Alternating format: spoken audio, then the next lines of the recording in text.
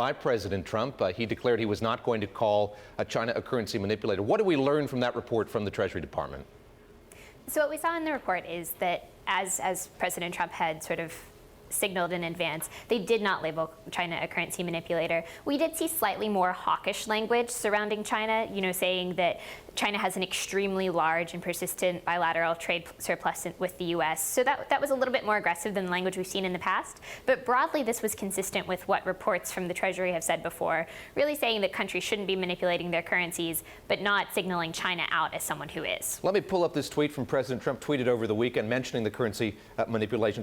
Why would I call China a currency manipulator when they're working with us on the North Korea problem? We will see what happens, exclamation mark. What are people saying about couching it in those terms? In other words, you can look at currency manipulation in this pure terms. There are these three criteria for it. Here it seems like there's a bit of a quid pro quo going on, at least in the mind of the president.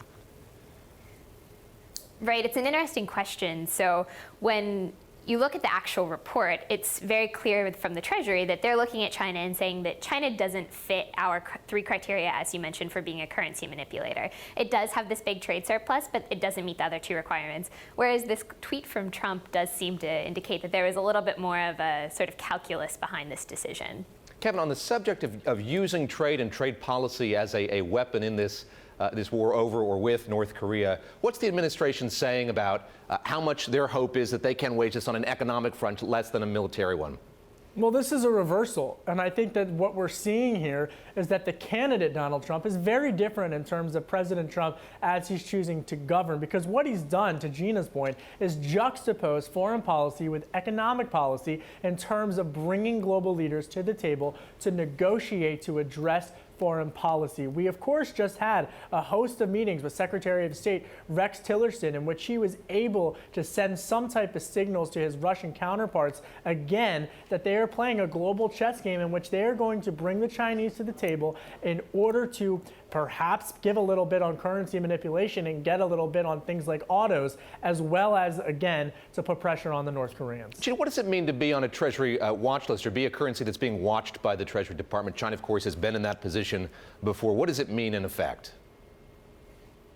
It essentially means nothing until you're actually labeled a currency manipulator. So it basically means that the Treasury has its eye on you.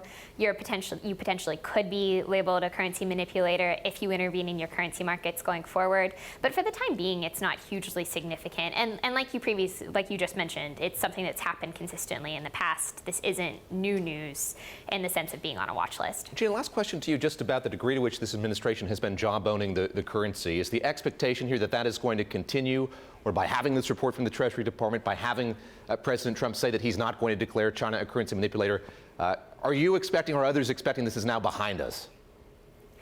I think this is an open question, because I think that if you look at the actual currency report, like we previously discussed, there are these three criteria. They seem to be sticking with them. It seems like it's going to be sort of steady as she goes from the last administration when it comes to currency manipulation. But then to Kevin's point, if you look at this tweet, if you look at sort of this crossover between economic policy and sort of this diplomatic jawboning, it does suggest that maybe we could continue to see something in this vein, continue to see these economic policies employed for political and geopolitical reasons. So I think it's a real open question going forward.